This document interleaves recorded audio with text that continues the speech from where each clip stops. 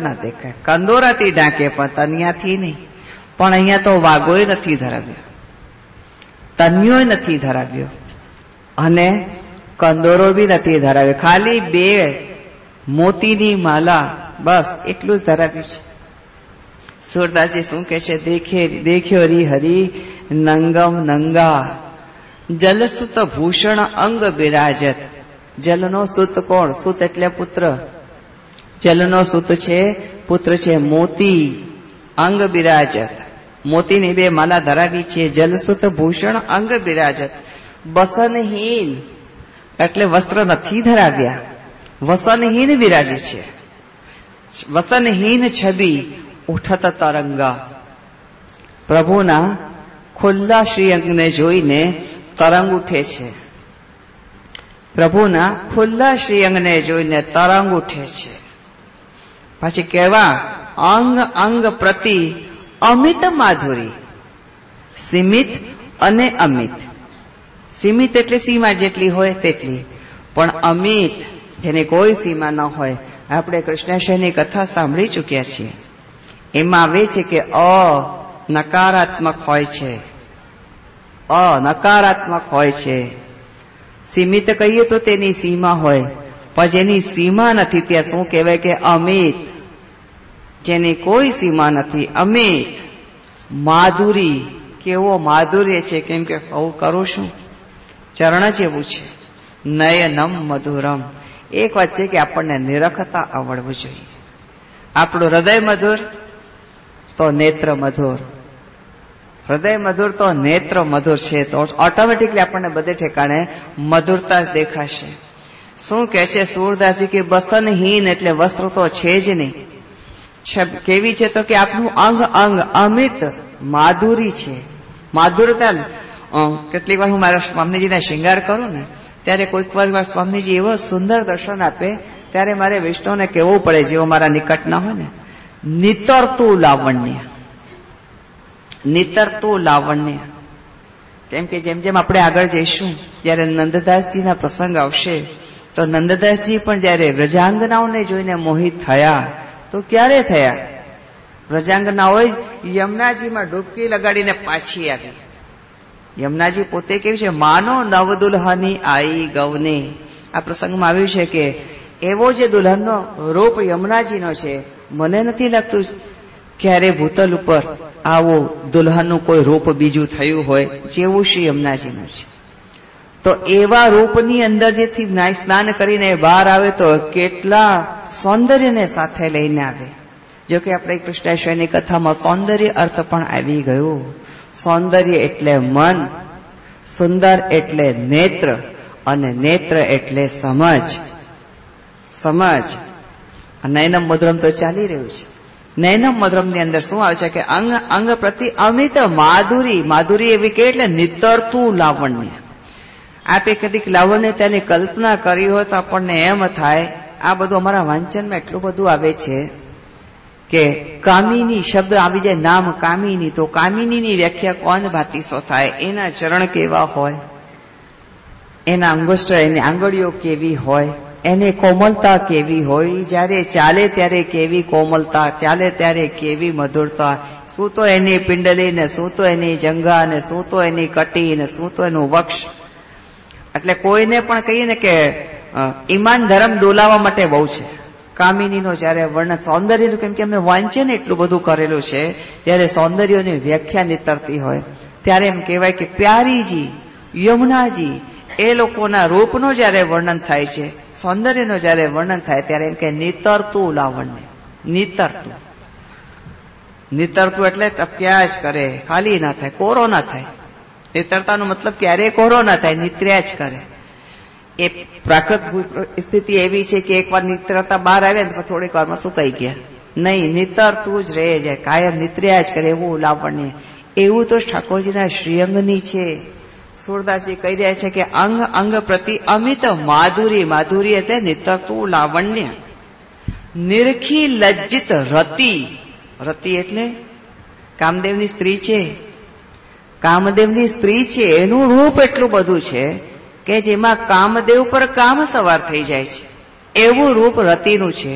પણ રતિએ જયારે આ પ્રભુનું નિરખે છે ને તો લજ્જિત થઈ જાય છે કે મારી પાસે પણ એ રૂપ નથી. નિર્કિત લજ્જિત રતિ કોટી અનંગા, એક એક નહીં, કોટી કોટી રતિઓ ત્યાં નિછાવર થઈ જાય એવું આપનું રૂપ છે. કેલકત દધી સુત, આ ઠાકોરજી કોણ છે? શ્રી નવનીત પ્રિયાજી. કોને આવા શિંગાર કર્યા છે? શ્રી નવનીત પ્રિયાજીને આવા શિંગાર કર્યા છે.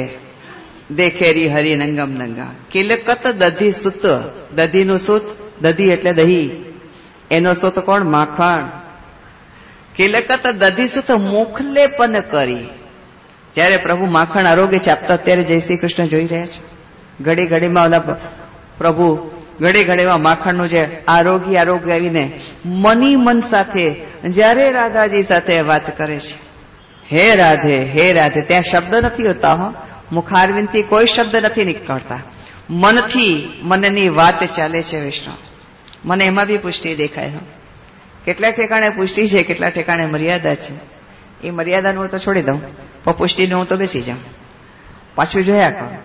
પણ જયારે પ્રભુ રાધે સાથે વાત કરતા હોય છે, નથી રાધાજીના મુખથી કોઈ ઉચ્ચારણ નીકળતું કે નથી કૃષ્ણના મુખથી કોઈ ઉચ્ચારણ નીકળતું, ને મનની મનથી સાથે કેટલી વાતો થઈ જાય. જયારે પ્રભુ ભૂતલમાં છે અને રાધાજી લીલામાં છે. રાધાજી લીલામાં છે છતાં ટેલિપતિ થઈ જાય છે. એને આપણી ભાષામાં કહેવાય ટેલિપતિ, ત્યાં શબ્દોની કોઈ જરૂર નથી હોતી ને જાણ થઈ જાય.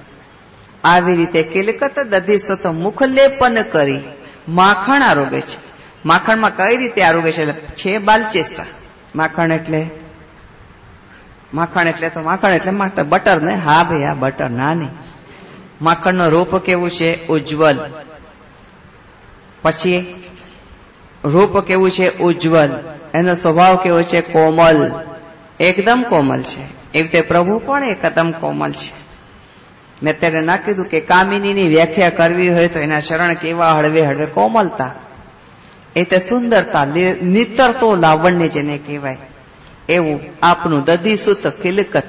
એટલે શું કહે છે કે માખણ આરોગી, ચારે કોર માખણનો લેપન. કેમ કે પ્રભુને માખણ બહુ ભાવે છે. પ્રભુને માખણ અતિશય પ્રિય છે. એ અતિશય પ્રિયને કેવું પોતાના મુખથી લગાડી રાખે છે. એક તો વેણું બહુ પ્રિય અને એક માખણ બહુ પ્રિય. આપણે ઘડી ઘડીમાં માખણ ધરીએ પણ વેણું ના ધરીએ. વેણું ના ધરીએ કારણ કે વેણું તો સ્વામીજીનું સ્વરૂપ છે, વારે વારે ના આવે, સમયસર જ આવે. પણ અહીંયા તો માખણ ઘડી ઘડીમાં માખણનું જે લેપન કર્યું છે, સુરદાસજી કહે છે કે એક તો ઉજ્જવલ, એ કેટલું કોમલ, અને પાછો કેવો તો કે નિર્ગુણ. નિર્ગુણ, એમાં કોઈ દોષ નથી. એવું પ્રભુમાં પણ કોઈ દોષ નથી. સુર હસત, પાછા સુરદાસજી શું રહે છે? હસત વ્રજ યુવતી ને સંગા. સુરદાસજી કેવા દર્શન કરે છે કે બ્રજ યુવતી ને સંગા. બ્રજ યુવતી એટલે ઓલા વ્રજમાં બસતી વ્રજાંગનાઓ. હા, ના તો પાડવાનું જ નહીં. જેનું મન નિરંતર બ્રજમાં છે, જેનું મન નિરંતર બ્રજમાં છે એની સંગે હસે છે. કેમ કે બ્રજમાં તો પ્રભુનો વાસ છે. પ્રભુએ પોતાનો નિવાસ સ્થાન બ્રજમાં બનાવ્યું. પછી આ ક્યાંક પધારે છે, મને લાગે પધરામણીમાં પધારતા હશે. મને લાગે પ્રભુ પધરામણીમાં પધારતા હશે, વળી પાછા બ્રજમાં. એક વૈષ્ણવ મને પૂછ્યું કે જે ઠાકોરજી ક્યાં પોડે, આપણા ઘરમાં કે બ્રજમાં? ક્યાં પોડે? મેં તો કીધું બ્રજમાં પોડે. અરે હોય કે આપણા ઘરમાં પોડાડે છે, એનું શું? એનું શું? સકલ બ્રજમાં પોડી આવલો, કરે વિવિધ રસદાનજી, એ લીલા મારે મન વસો, ભક્ત માગે માનજી. સકલ એક બ્રજની વાત નથી કરી. આપણો એક જ બ્રજને જાણીએ છીએ, જે મથુરાથી શરૂ થાય અને 84 બેઠા 84 વાર કોષ પૂરી કરીને બ્રજ પૂરું. ના ભાઈ ના, કેટલું સુંદર શબ્દ લીધું ગોપાલદીસજીએ, સકલ બ્રજમાં પોઢિયા. આપ તો બ્રજવાસી જ છો, આપના મનમાંથી બ્રજની તરંગ હટવી ના જોઈએ. તો સકલ બ્રજમાં પોઢિયા વાલો કરે વિવિધ રસદાનેજી. અહીંયા બી કહે છે વ્રજ યુવતીને સંગા. બ્રજ યુવતી એટલે બ્રજની જ સ્ત્રીઓ. હા, ના તો પાડવાની જ નહીં ને, ના તો પાડવાની જ નહીં. પણ જેનું મન નિરંતર પ્રભુમાં લાગેલું છે, નિરંતર બ્રજમાં જયારે લાગેલું છે, તો એ બ્રજ એની સાથે જ હસે છે. આપણા ઘરના હોય એની સાથે જ હસવાનું મજાક થાય ને, નહીં તો ક્યાંથી થાય? હરેકની સાથે થોડી થાય. બ્રજ યુવતીને સંગા, કારણ કે પ્રભુને હસવું આવે છે. શા માટે હસવું આવે છે? કે આ બ્રજની યુવતી કહેશે કે દેખેરી હરી નંગમ નંગા, તો પ્રભુને થોડુંક પેલું કહે ને કે શરમ તો આવતી હોય, આપણને શરમ આવે તો આપણે આમ સંતાવીએ, ને પ્રભુને શરમ આવે ત્યારે પ્રભુ આમ કરે. આપ એમાં નથી જોતા જય શ્રી કૃષ્ણમાં પ્રભુને કેવું વાલું પ્યારું પ્યારું હસવું આવી જાય છે. જયારે હસે છે તો કેવું તો આમ કરે છે ને કેવું તો આમ કરે છે, ને એની લીલાઓ આપણને કેવી ગમે છે. જયારે હું જય શ્રી કૃષ્ણની એક એક એક્ટિંગ કરું છું તો જેટલા બેઠા છે ને, હા મલકે છે એવા ને એક એકના મુખ મલકે છે, તો મને પણ એમ થાય છે શું જય શ્રી કૃષ્ણ સિરિયલ અહીંયા ચાલુ થઈ ગઈ. કેમ કે બાલક કૃષ્ણ કેવું સુંદર ખરેખર મોહી લીધા છે. એક તો એનો મુખારવિંદ એટલું પ્યારું છે, એકદમ નિર્દોષ. જેટલી વ્યાખ્યા શ્રીમદ ભાગવતજીમાં અને સુબોધનીજીમાં કરેલી છે એ નિર્દોષતા એના મુખ ઉપર છલકી આવે. પછી જે રીતે એક શક્તિ જે પરાત્પર પર છે પણ પર, દેટ ઇઝ એ પરાત્પર. પરાત્પરથી પર જે વાતો કરી રહ્યા છે, એક શક્તિનો પોતે જે નિર્દેશ બતાવી રહ્યા છે, એ બધું આપણને જોવા મળે છે. ત્યારે એમ લાગે છે કે અહીંયા આટલો આનંદ આવે છે. આ તો સાક્ષાત છે, આ સાક્ષાત છે જેના દર્શન સુરદાસજી કરી રહ્યા છે. અને સુરદાસજી દર્શન કરીને શું કહે છે? ઉઠાતા તરંગ આવે છે અંદર. જેમ જય શ્રી કૃષ્ણની વાત કરું છું ને, કેવા પાછળ બેઠેલા જેટલી પણ લલિત બહેનો છે ને, બધાના મુખ ઉપર કેટલું સુંદર હાસ્ય આવે છે અને એવું સુંદર હાકારો આવે છે કે હા આવું થાય છે. જે બસ એક છે કે હું વર્ણન કરી દઉં છું ને આપ નથી કરતા. આપ સમજ મન ચૂપ કર રહીએ, બાથી લક્કી કાસો કહીએ. એવી અવસ્થામાં છીએ. દેખેરી હરે નંગમ નંગા, જલસુત ભૂષણ અંગ બિરાજત, બસનહીન. એક પણ આવરણ નથી, એટલે શંકાને પણ સ્થાન નથી. આવરણ સો મેની કાઇન્ડ ઓફ આવરણ. વસ્ત્ર પણ એક આવરણ છે, લજ્જા પણ એક આવરણ છે, અને શંકા પણ એક આવરણ છે. સો મેની કાઇન્ડ ઓફ આવરણ અનેક પ્રકારના છે. પણ અહીંયા તો બતાવ્યું વસનહીન, કોઈ શંકાને સ્થાન નથી કે આપનું રૂપ માધુરી કેવું છે. તો અમિત માધુરી, જેની કોઈ સીમા નથી, એવું માધુર્ય, નિતરતું લાવણ્ય, નિરખી લજ્જિત રતિ કહે છે. રતિ પણ લજ્જાને પામે છે કે આવું સુંદર આપનું રૂપ છે. અને એમાં પછી કેવી આપ નિર્દોષતા પ્રગટ કરે છે કે કિલકત દધીસુત, હસતા હસતા જે માખણ આરોગ્ય છે, મુખ લેપન કરી. એટલે કેવી રીતે અડધું મુખમાં છે ને અડધું બહાર છે. વિષ્ણુ આપ જરા ગેસ કરો ને કે જયારે પ્રભુને માખણ ગમતું હોય તો યશોદાજી ઓલા આંગળીમાં લઈને ચટાવે ત્યાં સુધી તો મુખારીમાં દાંત નહોતું, બાદ બરાબર છે. પણ હવે તો મોટા થઈ ગયા છે, હવે તો માખણને ચોરીને ખાય છે. કેટલું પ્રિય હશે વિચારો. એની ક્યાં મનાઈ છે? યશોદાજીને ના નથી કે લાલા આટલું જ માખણ ખાય છે, એવું નથી. જોઈએ એટલું ખાજે અને જોઈએ એટલું લેવડાવે છે. છતાં એને તો શું ટેવ પડી છે કે ઘેર ઘેર ગોપીઓના ઘરે જઈ અને માખણની ચોરી કરવી. અને એકાદું કોક જબરી હોય ને, ભગવાન કરે મુંબઈની ના હોય, ભગવાન કરે મુંબઈની ના હોય. પછી કોઈ જબરી હોય ને માખણ ન દે તો એની માટલી ફોડી નાખે. એમને પ્રેમથી માટલી ફોડવી હોય, અહંકારને તોડવું હોય તો ભલે પધારો પ્રભુ, પરંતુ બહુ પ્રેમથી પધારો. માખણ આરોગો, એને કહે છે કેટલું પ્રિય છે માખણ. માખણ એટલે ઉજ્જવલ, માખણ એટલે કોમલ, માખણ એટલે નિર્ગુણ. તેમાં કોઈ ડિમાન્ડ ન હોય. એક પત્ની ક્યારે ગમે ખબર છે પતિઓને? સોરી, અહીંયા અટેન્ડન્સ જેટલા બી પતિદેવો બેઠા છે, જેટલા પણ પતિદેવો, એ લોકોને પત્નીઓ ક્યારે ગમે ખબર છે? પત્ની નો ડિમાન્ડ નો કમ્પ્લેન, એટલે પત્ની સારી. Any time any demand, no demand and no complain, એટલે પત્ની મેરી વાઇફ ક્યાં મેરી લાઈફ હે. પણ એને ક્યારેય કોઈ પ્રકારની ડિમાન્ડ નહીં કરવાની અને એને ક્યારેય કોઈ પ્રકારની કમ્પ્લેન નહીં કરવાની, તો પતિદેવો રાજી. પણ જો કમ્પ્લેન આવીને ડિમાન્ડ આવી તથેવ તસ્યલી લેતી મત્વા ચિંતા ધૃતમ ત્યજેત.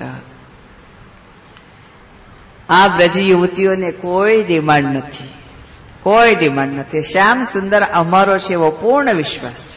પછી ભલે ને ઓના ઘરે ચોરી કરવા જાય ને એની માટલી ફોડે ને જે કરવું એ કરે, એ અમારો છે. માટે સુરદાસજી શું દર્શન કરી? સુર હસત બ્રજ યુવતી ને સંગા, દેખેરી હરી નંગમ નંગા. પ્રભુ કોઈ આવરણ ન હોય. આવરણ એટલે કોઈ ડિમાન્ડ નહીં, કોઈ કમ્પ્લેન નહીં. અમે બસ આપ મારા છો, આ આપણો દ્રઢ વિશ્વાસ આવા નયનમ મધુર બનાવે છે. હજી એક પ્રસંગ છે વિષ્ણુ, કેમ કે આ પ્રમાણ છે. મને કીધું મને કટ કરતા નહીં આવડે. ઓલું તો મેં અધરમ ભદ્રમાં 2-3 પ્રસંગ તો બહુ શોર્ટમાં કહી દીધા, લંબાવ્યું નહીં. પણ હા, હજી એક પ્રસંગ બહુ સુંદર છે. 200 આ પ્રસંગ આપણા 41 પદમાં નથી આવ્યા. 252 વાર્તા પૈકી સંખ્યા છે. નયનમ મધુરમ જ ચાલી રહ્યું છે. 252 વાર્તા પૈકી સંખ્યા 174મી વાર્તા. ધર્મદાસ અડિંગ કે. આમાં પ્રમાણ મળે છે, માટે આપણે લેવું પડે છે. પ્રમેયની વાત નથી આવતી, એમાં પ્રમાણની વાત આવી રહી છે. ધર્મદાસ અડિંગ કે. લીલામાં નામ છે નયન પ્રભા. શરણ ચાલી રહ્યું છે નયનમ મધુરમ. નયન પ્રભા છે. આ બ્રાહ્મણ છે, જન્મથી જ સુરદાસજી છે. જન્મથી જ. અને સુરદાસજીને તો નેત્રની જગ્યા પણ નહોતી. એમ નહીં કે આંખ હોય ને દેખાય નહીં, સીધી ચામડી જ હતી. સુરદાસજી જે હતા એ તો કેવા હતા કે આ નેત્રની જગ્યા જ નથી, એટલે ત્યાં પ્યોર ચામડી જ, બસ, બીજું કાંઈ જ નહીં. સુરદાસજીને નેત્ર નહોતા. આ પણ કોઈને એમ ના કહેવાય કે આ અંધ છે. ત્યાં શું કહેવાય ને, માનમાં કહેવાય સુરદાસજી એટલે માનનીય શબ્દ છે. આ ધર્મદાસ અડિંકે લીલામાં નામ નયન પ્રભા, પરમ જન્મથી જ તેઓ સુરદાસજી હતા, એટલે અંધ હતા. એક સમય શ્રી ગુસાઈજી આપ વ્રજના માર્ગથી પધારી રહ્યા હતા. વ્રજના માર્ગથી જયારે પધારી રહ્યા હતા ત્યારે આ ધર્મદાસ માર્ગમાં બેઠા બેઠા ભિક્ષા માંગતા હતા. અમે લોકો જયારે ક્યારે બી બ્રજ પરિક્રમા કરવા કે ગિરિરાજની પરિક્રમા કરવા જઈએ તો અમારા મોટાઓ કે આપને साथ में एक थैली चिल्लर की लेके जाइयो. जितने भी बैठे हो ने कोई को भी ना नहीं कहना, सबको देना. એટલે જેટલી પરિક્રમા જયારે પછી જેટલા આવતા હોય બધાને દેતા જ જવાનું. એટલે એ જોલી અહીંયા ને અહીંયા જ કાઢીને દેતા જવાનું. આ ધર્મદાસ પણ ભિક્ષા માગવા માટે માર્ગમાં બેઠા હતા. શ્રી ગુસાઈજી પધાર્યા અને ગુસાઈજીની દૃષ્ટિ પડી નયન પ્રભા ઉપર, એટલે ધર્મદાસ ઉપર. ત્યારે મનમાં વિચાર કર્યો કે ઇનકો કછુ દિયો ચાહીએ. શ્રી ગુસાઈજીને વિચાર કરે કે ઇનકો કછુ દિયો ચાહીએ. જ્યારે દિયો છે ખાલી ઈચ્છા જ કરી ત્યાં જ ઓલા ધર્મદાસને દ્રષ્ટિ મળી. દ્રષ્ટિ એટલે ફલ. દ્રષ્ટિનો અર્થ થાય છે ફલ. હંમેશા આપણી દ્રષ્ટિ પડે છે તો ફલ ઉપર લાગે છે, પાંદડા ઉપર નથી जाती. कितने सुंदर आंबा लगे हैं, कितने सुंदर चीकू लगे हैं, कितने सुंदर एप्पल लगे हैं, कितने सुंदर केला के लूम झुमका हैं, कितने सुंदर ग्रेप्स की लूम है.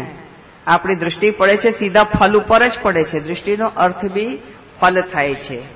અને તાહી ક્ષણ ધર્મદાસ જોવા લાગ્યા એટલે શ્રી ગુસાઈજીના દર્શન કર્યા. ગુસાઈજીના દર્શન કર્યા એટલે દંડવત કર્યા. ત્યારે શ્રી ગુસાઈજીએ પૂછ્યું, હમારે સંગ ચલેગો? બ્રાહ્મણ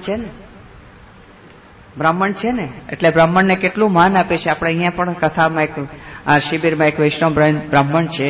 મેં એમનો હાથ પકડીને શું કીધું, મને બ્રાહ્મણો માટે બહુ માન છે. એને પણ મને કીધું, મને પણ આપના માટે ખૂબ જ માન છે. પરસ્પર પ્રીતિ હોય ને તો પછી આગળ કંઈક લીલા થાય. પરસ્પર ના હોય તો તથેવ તસ્ય લીલેતી મત્વા ચિંતા ધૃતમ ત્યજેત. શ્રી ગુસાઈજી તો બ્રાહ્મણ જાણતાની સાથે વિચાર્યું કે ઇનકો કછું દિયો ચાહીએ. અને દીધી શું તો કે દૃષ્ટિ એટલે ફલ. પછી શું કહ્યું કે હમારે સંગ ચલેગો? ત્યારે ધર્મદાસ કહે છે કે મોકો ઓર કહા ઠોર હૈ, એટલે જગ્યા ક્યાં છે મારી, હું આપની સાથે ચાલીશ. પછી ચાલતા ચાલતા શ્રી ગુસાઈજી શ્રીજી દ્વાર પધાર્યા. જ્યારે શ્રીજી દ્વાર પધાર્યા ઉત્થાપનનો સમય થઈ ગયો, કેમ કે એમાં આવે છે શંખનાદ.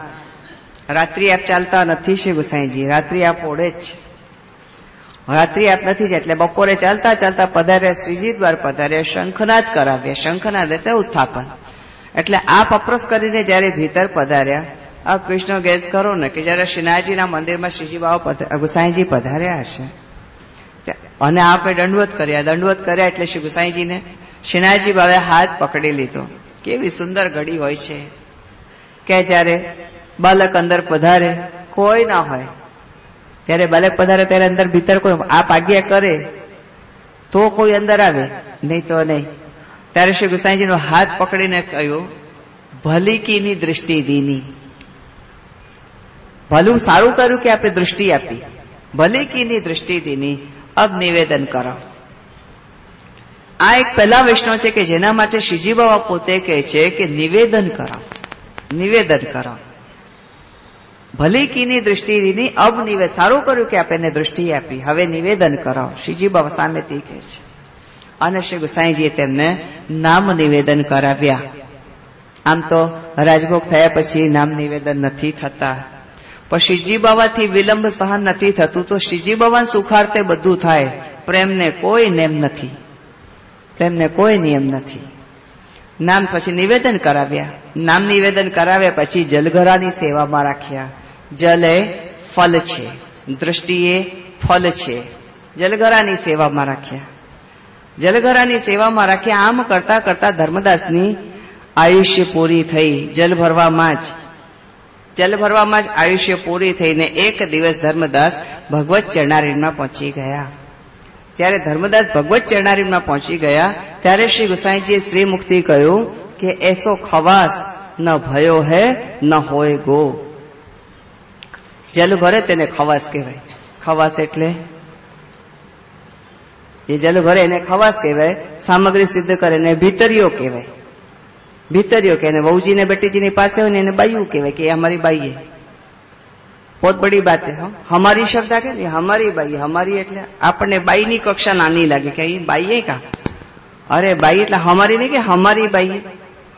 તારે हमारी शब्द पर આપણો એ ખબર નથી પડતી કે कौन की बाई हो. पाछा बालक भी पूछे तुम कौन की बाई हो तो के फलाणे बहूजी की, फलाणे बेटीजी की.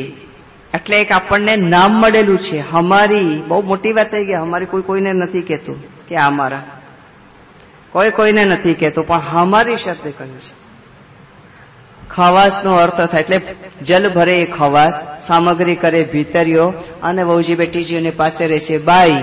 આ બધા છે અમારા છે ભાઈ, અમારી જવાબદારી છે. જેમ નથી કે આ કામ કર્યું ને પગાર લઈને હાલતી પકડ. કદાચ ન ફાવે ને કાઢી બી દીધું હોય ને છતાં તેનો સંબંધ પૂરો નથી થતો, કેમ કે એક વખત અમારો નામ લાગી ગયું કે નહીં એ હમારી હૈ, ये हमारी.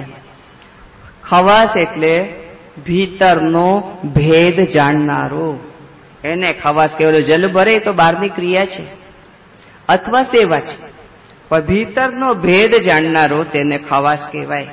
શ્રી ગુસાઈજીના શ્રીમુખથી શું નીકળ્યું કે ધર્મદાસ જેસો ખવાસ ન ભયો હે ન હોય ગો.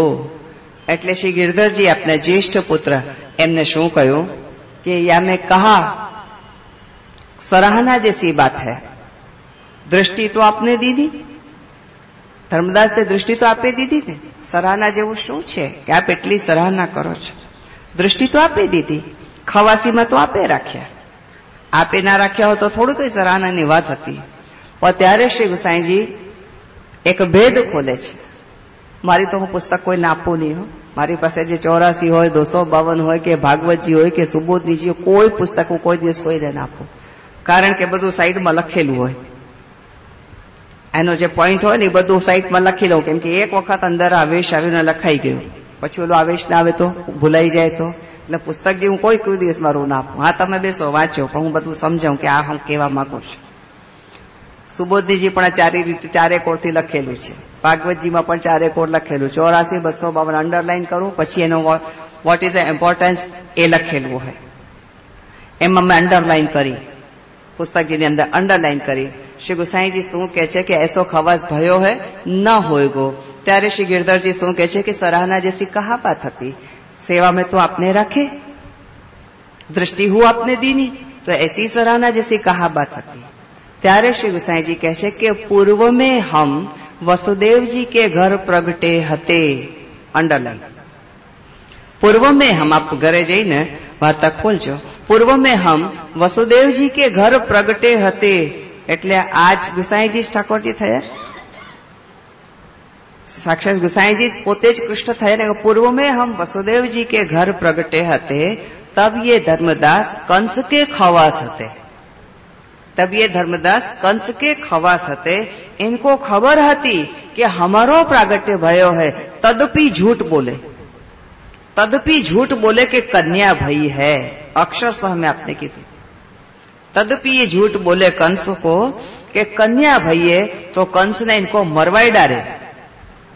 भैया हमका जे झूठ बोले तो कछुक तो इनको देनो हतो ने। प्रभु माटे झूठ बोलीए छे तो प्रभु फल आपे छे, दंड न देता। ताते हमने इनको दृष्टि दीनी। दृष्टि एटले भेद ने पारखनार। दृष्टि एटले समझ। दृष्टि एटले समझ थाय छे। सौंदर्य एटले मन, सुंदर एटले नेत्र, नेत्र एटले समझ। नेत्र कहो, दृष्टि कहो, बात एक ज छे। बात एक है समझ। इनको खबर थी कि हमारो प्रागट्य भयो, तदपि झूठ बोले। ताते इनको दृष्टि दीनी। यानी पूर्वमाशी गोसाई जी वसुदेव जी ना घरे प्रगट्या हता अने हवे श्री वल्लभ ग्रहे प्रगट्या छे। रूप बेव एक ते भिन्न थई विस्तरे, विविध लीला करे, भजन सारे। अने ज्यारे श्री गोसाई जी पोते विचारी दे कि इनको कछु देनो है, धर्मदास मटे विचारी ले छे कि इनको कछु देनो है, त्यारे तो पंक्ति आज याद आवे। जेने श्री विठ्ठल नाथ विचारे रे, तेने प्रगट पदार्थ चारे रे। उपरांत भजन फल आपे रे, उपरांत भजन फल आपे रे। व्रज मंडल स्थिर करी स्थापे रे। खमा खमा કે વ્રજમંડલ સ્થિર કરીને આપવાનો મતલબ છે દ્રઢ વિશ્વાસ। આ મારો છે, વાત પૂરી થઈ ગઈ। એક વાર કહી દો કે આ મારો છે, પછી અમારે કાંઈ ન જોતો પ્રભુ। ये हमारे वैष्णव हैं, ये हमारे सेवक हैं, ये हमारी बाई है, ये हमारो खवास है, ये हमारो ड्राइवर है। हमारो शब्द में वजन है भाई। वल्लभ कुल कही दे हमारे तो बात पूरी हो गई, हवे कांई जोतुं ज नथी। બહુ વજનવાળી વાતો છે, આપણે એને સામાન્યમાં લઈએ છીએ, પણ શું ક્યારે ક્યારે શબ્દો કાર્ય કરી જાય છે વૈષ્ણવને। ये हमारे संग आए हैं, हमारो तो घणું બધું લાગી જાય। ये हमारे संग आए हैं, हमारो शब्द आनो चाहिए, हमारे। खमा खमा इति नयनम मधुरम। खमा खमा नयनम मधुरम तो पूરું થયું। તે ખેરી હરી રંગમ નંગા હવે હશે। ખમા હસતું આવે ને, હસી તમ મધુરમ। કાલે એક વૈષ્ણવ મને દોડ સંભળાવ્યું। મહારાજ ઉપર એક દોડ બનાવ્યું, એને ખરેખર બહુ સુંદર બનાવ્યું। કાયમ હસતું મુખારીનું એટલું ખબર પડે કે એમાં ખાસ હતું કે જે આપ કાયમ હસ્યા જ કરો છો। મંગલમુખી સદા સુખી, હસતા છો। પ્રભુને ઉદાસ મુખ નથી ગમતું, પ્રભુને રડતું આંખ મોઢું નથી ગમતું, હસતા જ રહેવું। દરેક માંથી પસાર થઈ જવાય, ખબર જ ન પડે। એને બહુ સુંદર બધા લખ્યા હતા પોઈન્ટ, અને આના સાચા અર્થમાં લખ્યા હતા। જો સાચા અર્થમાં ના હોત ને તો હું સમજી જાત MASKA, તો હું સમજી જાત કે એને મને મસ્કા માર્યા, પણ મસ્કા નથી માર્યા। એને વાસ્તવિકતા લખી છે કે આપનું મન, આપનું હૃદય એકદમ કોમલ, એકદમ હૃદય દીનતા વાળું, અને આપનું હસતો મુખારવિંદ, એને બધા શબ્દો બરાબર લીધા, એક દોડ બનાવી, બહુ સુંદર બનાવ્યું। કેમ કે આમાં પાછું આવી હસીતમ મધુરમ, એટલે મંગલમુખી સદા સુખી, સદા હસતા જ રહેવું, હસતા જ રહેવું। પ્રભુ આપણને હસતા શીખવાડે છે, કારણ કે આપ સેવા કરે શીખવે શ્રી હરિ। આમાં પણ 252 વાર્તા પૈકી સંખ્યા 209મી વાર્તા કિશોરીબાઈની વાર્તા। કિશોરીબાઈની વાર્તા, એમાં પણ આપણે આખી વાર્તા ન લેતા, કયા એમાં આવે છે, હા આખી વાર્તા ન લેતા प्रसंग 3 में आवे छे कि एक समय किशोरीबाई श्री गोवर्धननाथ जी के दर्शन करवे को गई। एक समय किशोरीबाई श्री गोवर्धननाथ जी के दर्शन करवे को गई। एक तो दर्शन करवे को गई એટલે શ્રી ગોવર્ધનનાથજી ને આમ કરીને જુએ, આમ કરીને જુએ, ઊંચા થઈને જુએ। આ વિચાર કરો, શ્રી ગોવર્ધનનાથજીને ઊંચું થવું હોય તો અંગૂઠાના બલે ઊંચા થાય ને, આમ ઊંચા થવા માટે. આપણને જયારે દર્શન કરવા તો કેવા આપણે ઊંચા થઈએ. તો એ વખતે જયારે કિશોરીબાઈને જોવા માટે શ્રી ગોવર્ધનનાથજી આમ પંજાના બલે ઊંચા થઈ જાય ને પછી આમ કરીને જુએ, આમ કરીને જુએ. અને જયારે કિશોરીબાઈથી નજર મળી ગઈ ત્યારે આપણી ભાષામાં સ્માઇલ આપી, આપણી ભાષામાં સ્માઇલ આપી, હસ્યા બંને. જયારે શ્રી ગોવર્ધનનાથજીને હસતા જોયા ત્યારે કોને જોઈને હસી રહ્યા છે તો સ્વાભાવિક છે આપણે બધા ફરીને જોઈશું. કોને જોઈને શ્રી ગોવર્ધનનાથજી હસી રહ્યા છે? કારણ કે હસીતમ મધુરમ, પછી મધુરું હાસ્ય છે. ઓલું અર્થપૂર્ણનું હાસ્ય હોય જુદું, કોકને